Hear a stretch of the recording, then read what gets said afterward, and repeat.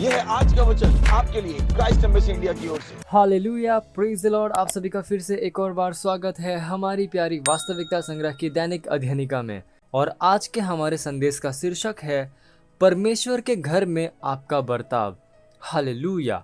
हमारा आरंभिक वचन लिया गया है पहला तीमुथियुस अध्याय 3 वचन 15 से, जो कहता है कि यदि मेरे आने में देर हो तो तू जान ले कि परमेश्वर के घराने में जो जीवते परमेश्वर की कलीसिया है और जो सत्य का खंभा और नींव है, कैसा बर्ताव करना चाहिए। हालेलुया। प्रभु यीशु मसीह की कलीसिया सत्य की नींव और स्तंभ है। यह विश्वासियों का एक संगठन या संघ नहीं है। कलीसिया परमेश्वर का घर है और बाइबल स्पष्ट रूप से बताती है कि हमें परमेश्वर के घर में किस तरह से बर्ताव करना चाहिए। एक बर्ताव है जिसकी आशा की जाती है। जब हम कहते हैं कि कलीसिया परमेश्वर का घर है, तब इसका यह भी अर्थ है कि सर्वप्रथम एक व्यक्ति के रूप में आपका शरीर परमेश्वर का घर है।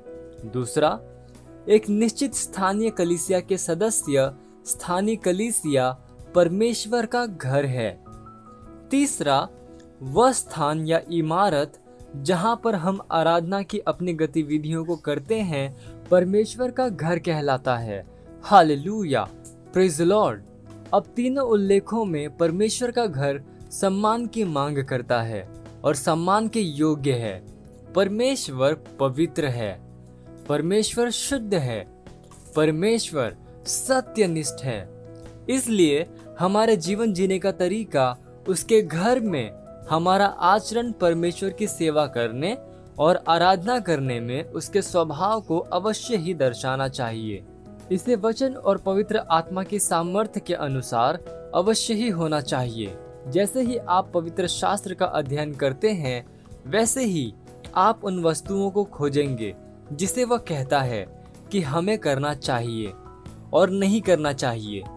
ये आज्ञाएं नहीं है, बल्कि उसका चित्र है कि हम कौन हैं और हमें किस तरह से जीना चाहिए। उदाहरण के लिए, आपके भौतिक शरीर के लिए वह कहता है, इसे सत्यनिष्ठा के उपकरण के एक रूप में प्रस्तुत करो। रोमियो अध्याय 6 वचन 13 में आप पढ़ सकते हैं।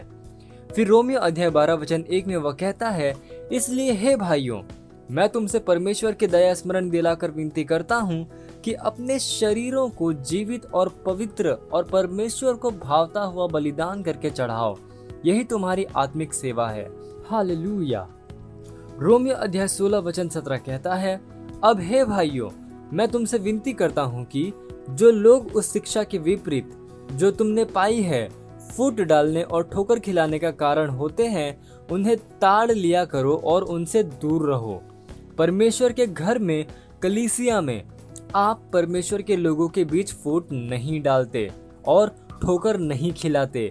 आप विद्रोह या अनाज्ञाकारिता में नहीं चलते, बल्कि विश्वास, आशा, प्रेम और दीनता में चलते हैं। Hallelujah, praise the Lord. ये समय प्रार्थना का आप जहां कहीं पे भी हैं, अपने पवित्र हाथों को उठाकर मेरे साथ ये प्रार्थना कर सकते हैं।